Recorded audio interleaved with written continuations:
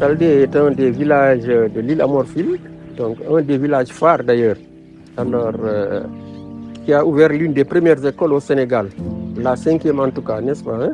Donc c'est un village plein d'histoire et qui a contribué nécessairement à l'histoire du pays, du Sénégal. Donc comme je le dis, il est situé dans l'île Amorphile, dans une zone enclavée, ceinturée de toutes parts d'eau. Il y a des bras de fleuve, il y a le fleuve Sénégal, il y a le Marigolo Doué, n'est-ce pas, hein?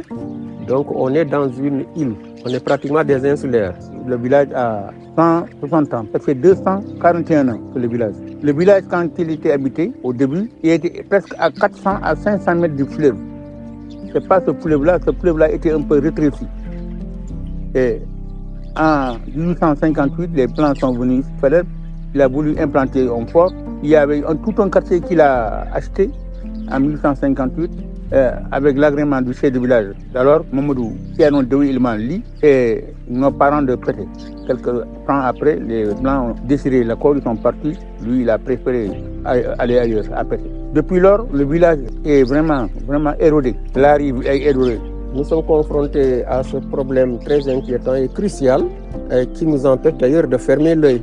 Parce que nous ne savons pas, pour nous, population de l'île Amorphile et de Saldé en particulier, de quoi demain sera fait pour nous. Donc, c'est beaucoup de risques. Et nous l'avons toujours dit partout, à n'y prendre garde. Et si l'État ne fait rien, cette zone, Saldé particulièrement, risque tout bonnement d'être rayée de la carte géographique du Sénégal. Parce qu'il y a beaucoup d'années derrière, le fleuve était à près de 300-400 mètres du village. Si vous voyez maintenant, nous, par exemple, ma maison qui est là, je suis juste à quelques pas maintenant du village. Donc c'est le fleuve qui érode. Il y avait tout un quartier ici. Il y avait des maisons commerciales. Entre les maisons commerciales et nos maisons, il y avait au moins un espace qui devait faire au moins 40 mètres. Les bateaux y accostaient. Le fleuve avance à grands pas. Ça aurait été les barrages, on allait disparaître. On a fait beaucoup d'éléments sur ça, mais l'État fait la sourde oreille.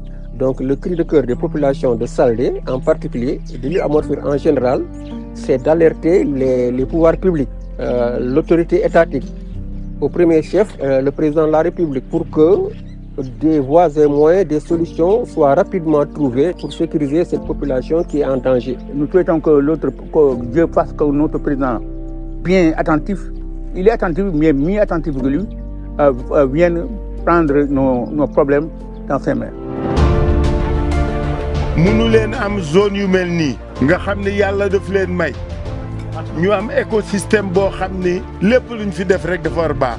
damay wax toujours ni bëgg a falu wala bëgg a wax nit ñi lu neex du tax may wax lu ma dul def parce que bëgg naa dellu si ci dëkk bii te soo fi waxee loo fi defal dootoo fi dellu si moo tax li ma bëgg ngeen gëm mooy defaraat suñu dëkk dafa jot ku nekk ci yéen ca la mu toll ca la mu fa mu mëne ñu jox ko la mu yelloo